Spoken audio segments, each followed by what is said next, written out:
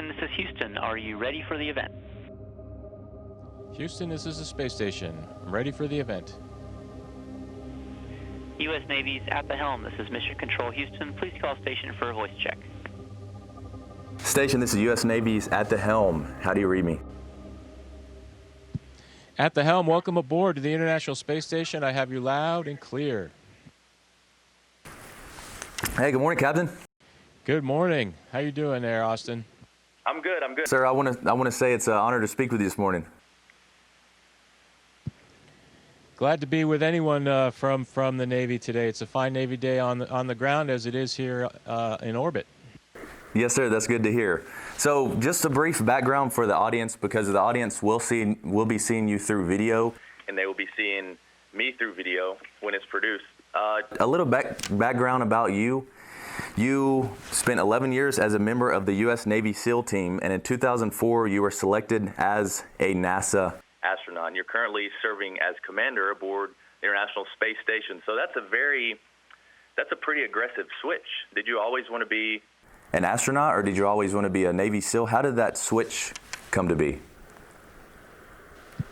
Yeah, that's a good question. So I entered the Naval Academy without any knowledge really about SEAL teams or astronaut, and during my 4 years in Annapolis is when I learned about the SEALs and how do you get there and what does BUDS mean and all of that.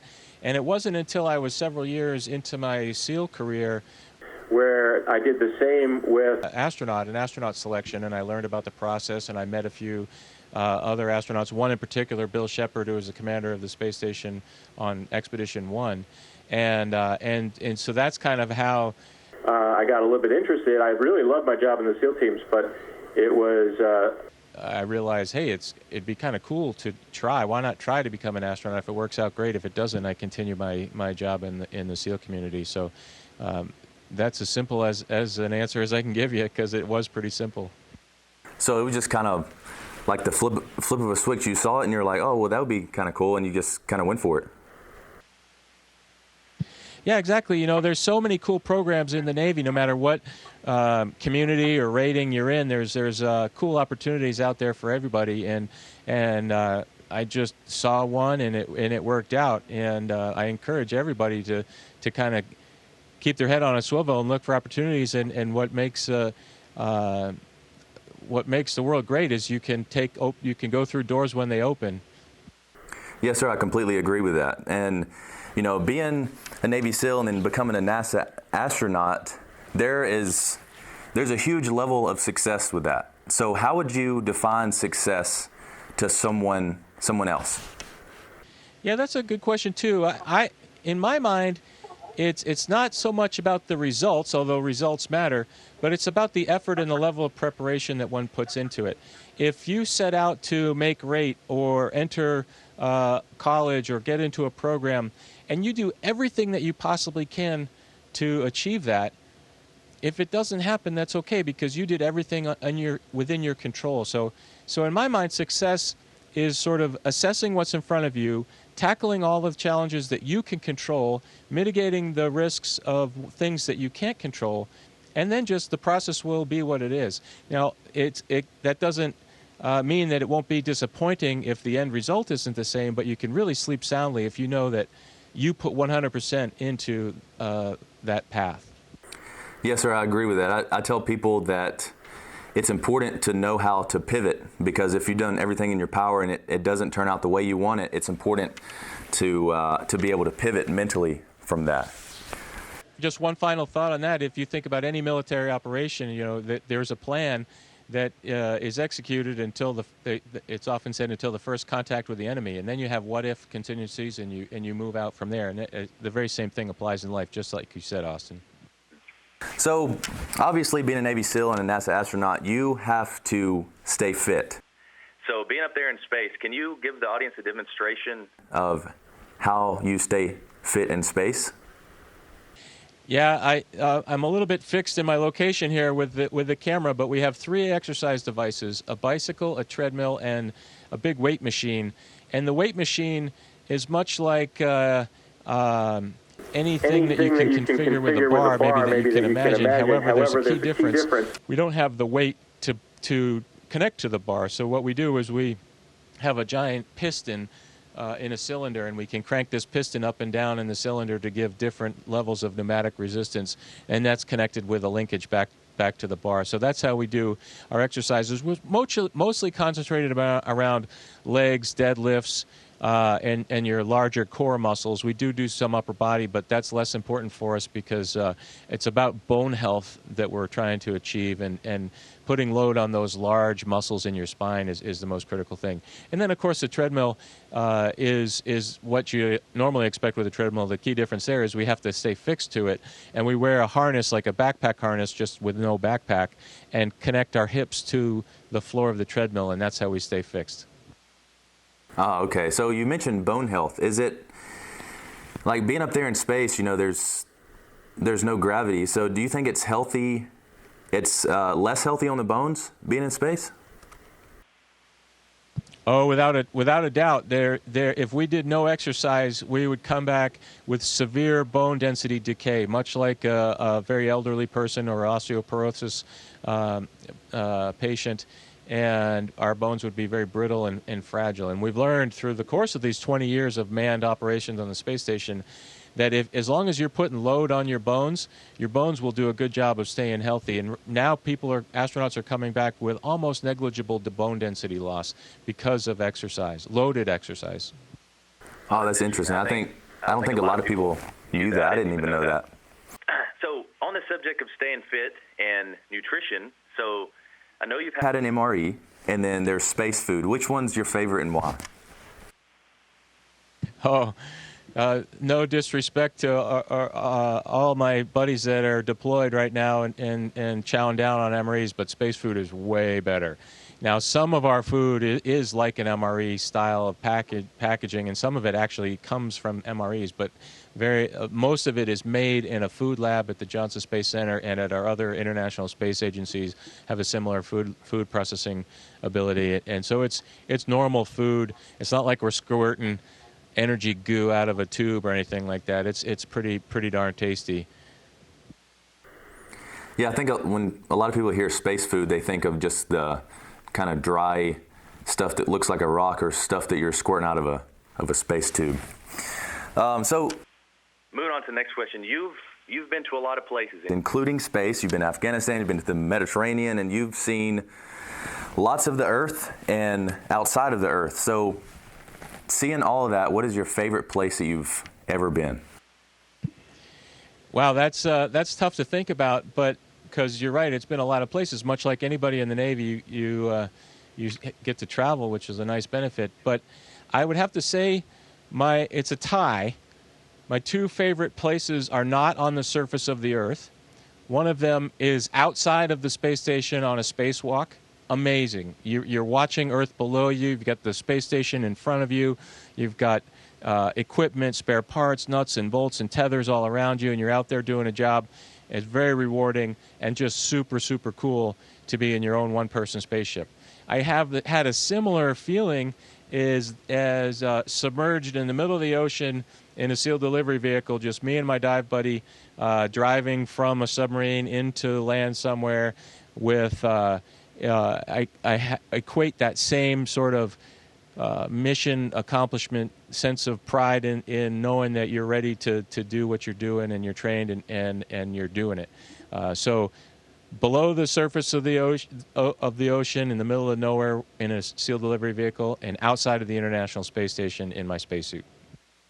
So I noticed you tied both of those places to the mission. Which I like that. I think a lot of people, I was thinking for the views, but you tied it into the mission and the mission complete and the mission accomplished. I like that a lot. So what do you recommend everyone should do once in their lives? It could be go someplace or have a certain food, or it could be anything. Wow. Well, I think that as I've grown in life and got more mature, I realized that life is about people and experiencing things with people. And there's nobody more important than your own family. So I would say dance with your mom or dad. I like that a lot. It took me off guard. I'm in my feelings now. would definitely have to agree with you on that.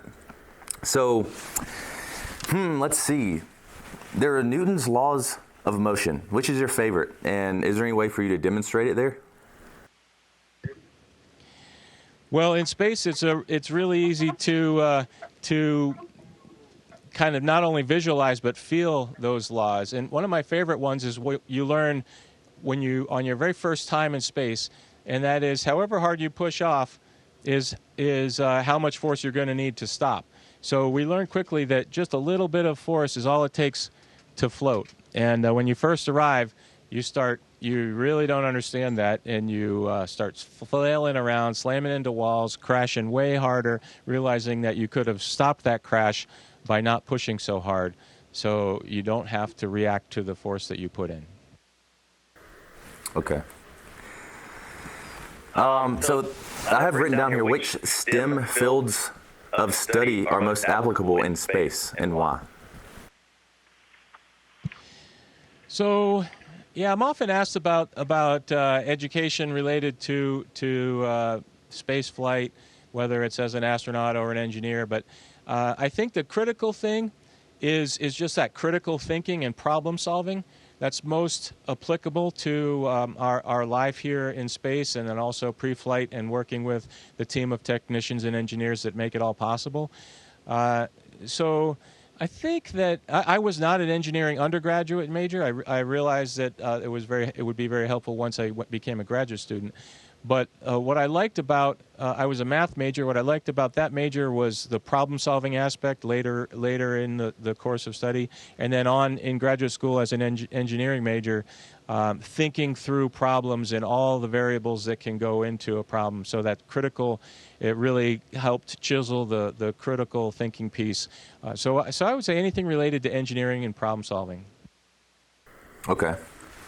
I'm not the best at math. I think I had elementary algebra in high school, but that's on a different subject. So this is a big question. It may require a little bit of thinking. So what events in your Navy career made you who you are today? Are there any major events or a bunch of little events that kind of led up to it? Yeah, so kind of tying that back to your earlier question, and I think life is about people. Of course, I have events entering and graduating from the Naval Academy, graduating from SEAL training, various leadership positions within the SEAL teams, and then a phone call that said, "Congratulations, Chris, you're now a member of the NASA's astronaut corps." A call getting called into the chief astronaut's office on my first mission and said, "Chris, you're going to be part of STS-127." All those were incredible moments. But when I think back to it, each of those is tied to mentors and people that I shared those experiences with. So boat crew mates and swim buddies and buds, Don and Mike, and at my first SEAL team, Hank and Sling. Various mentors along the way, and of course, getting to NASA is the same. Some of the very senior astronauts when I first showed up mentored me in all aspects of being an astronaut. So I've really come to appreciate the value of being a mentor and then being a mentee, and how critical it is for both of those people, and therefore critical for the organization to pass on knowledge that we've learned over the years. And that has been very true in the SEAL teams and very true at NASA. Yes, sir. I just want to reiterate that for the audience. It's, the people in your life, you may not see it now, but they're the most important. They teach you leadership, and people that you experience along the way, you may not realize it yet, but your family and the ones you meet and the ones that mentor you are the most important part of life. So, being at the space station, what's the best way that you like to start your day? Oh, wow. So there's a schedule that gets put up that other people make, and our job is to execute it. Sometimes I fully agree with it, and sometimes I put some tweaks in there. My preference is to start the day with exercise, and in a way, get it out of the way. I don't like saying that because I enjoy exercise, but it's also nice to have it accomplished, have it done, and then you move on. And back on Earth, when there's nobody holding my feet to a schedule, it's just nice to know that that's the first priority, and it's done. If I'm not able to do that, I personally am most productive in the morning. So I just like to start getting my jobs done, and then while I'm here, take advantage of the window, because the window is looking down at Earth from 250 miles above is something that in 2 months, I come home October 22nd, in 2 months I won't be able to do. So every morning while I'm brushing my teeth or just kind of getting ready, reading the look ahead for the work, there's always a trip to the window. Got you. Okay. So kind of to summarize this whole thing with risk, obviously in the Navy we have something called operational risk management, but being through everything that you have been through, how do you approach risk? Well, my approach to risk has really developed through these years in both communities, SEALs and NASA, and fortunately for me, it's the same. You know, and that's kind of tied to Austen, what you were saying about the mission. There's a mission, and there's a goal to get that mission done, and there's risk involved in conquering the mission. And it's our job as operators and as a team of folks putting the plan together is to mitigate that risk with the things that you can control. And most things you can control, the most important thing you control is your own preparation and thinking through the what ifs. At some point in time, there's a place where there still exists risk, but you can no longer do anything about it, and you just have to step off the cliff and go. And ultimately, NASA's goal is to get to Mars, and we will get there. But there's going to be significant risk in that those first couple crews. In fact, every crew that goes to Mars, there's going to be risk acceptance, and that's just what we have to do. Just like if you're in the military, if you're going for a very high-level national objective, maybe you take a little bit higher risk than if it's just a training mission off the coast of San Diego or something like that, where you can come back tomorrow and do it when the weather's good. So risk management is all about controlling the things you can control, knowing when you can throttle back and not take that risk, and knowing when you must. Yes, sir, I agree with that. I think there's never a way to completely mitigate danger, but the most effective way to deal with it is preparing and managing your risks. So you mentioned Mars. Do you think, I know it's definitely a possibility and it will happen in the future. Do you think anytime soon, maybe in the next 20 or 30 years, humans will inhabit Mars? Absolutely, I do, yeah. We are putting all those pieces in place as we speak. Because of the last year, our country has some tough financial times ahead of it, so it'll be the speed at which we get there is going to be proportionate to how we do as a country with our budget and how much money we can allocate to exploring beyond low Earth orbit and getting to Mars. But there's no doubt in my mind that it's going to happen, and when, I don't know. It's not up to me. It's up to the agency and how we get funded. But well, we understand how to do that. We have the technology to do that. We are putting in place the mechanisms to acquire that technology and build the equipment to do it. And we have astronauts who are willing to go. That is awesome. So, sir, I really appreciate this interview today. Captain Chris Cassidy, everybody, for the audience. We look forward to you coming back to Earth on October 22nd. Be safe up there. We really appreciate what you're doing, and we appreciate your service, sir. Thanks, I appreciate yours. And all the best to everybody watching. Go Navy. Station, this is Houston ACR. That concludes our event as we count down to 20 continuous years of humans living and working on International Space Station. Thank you. Thank you to all participants from the U.S. Navy's At the Helm station. We are now resuming operational audio communications.